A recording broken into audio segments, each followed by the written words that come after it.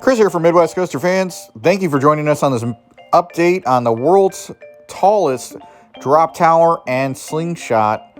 And as you can see here, just north of Icon Park, this is a storage area where they store the pieces that are going to be put together for the slingshot. And eventually, we will see the pieces for the actual drop tower. Now, this is the pieces for the slingshot that's going to be going up.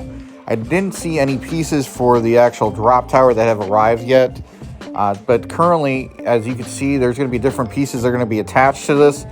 And I did have another view from a little bit further down, but unfortunately, when I tried publishing the video, it was grainy, so I do apologize on that. I did have a better angle of this. But let's go ahead and go over to Icon Park, and I'll go ahead and explain what you're going to be looking at on the next set of footage. So as you can see here, and I try to zoom in as much as I could, I don't have access to the inside of the site, but you can see that they're driving these pilings into the ground, and this is going to be the base support. And once they get it to 40 feet, it looks like, once they get them all to 40 feet, then they're going to be able to house the support structure. And I think that's, according to this, what I saw in the photos, that appears to be the location where the drop tower is going to be. And it might also support one of the towers for the slingshot as well. But it's all going to be in this area over here. And I'll show you here in a couple minutes. But it's just south of the actual world's tallest swings. And there's a lot of dirt being moved on here. They didn't have really any work being done today when I was over there. And I was over there about 10:30 in the morning. So they might not start work on there till later in the day. But there's a device that hooks to that crane over there. And it actually pushes the actual pipes or the pilings into the ground. And then once they hit a certain point, they will have enough to be able to support that structure, because obviously that structure is going to be over 400 feet tall.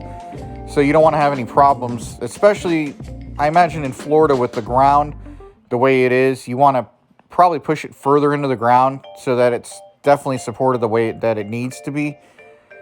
We don't foresee that there's going to be a whole lot of updates in the next month. So we'll come back and check on this back in May, will be the next time. But yeah, that's the crane that's going to move the pieces.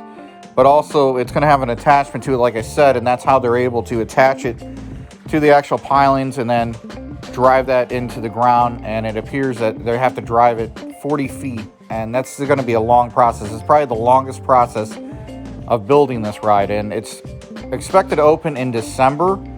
Here's another view of it from International Drive and the corner.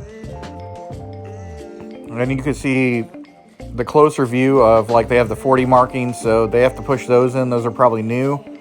It's going to be a long process, like I said, so don't expect to see a lot of stuff being done until probably a couple months from now. And that's the location of it. It's just south of the swing ride. And it's just southwest of the actual Ferris wheel.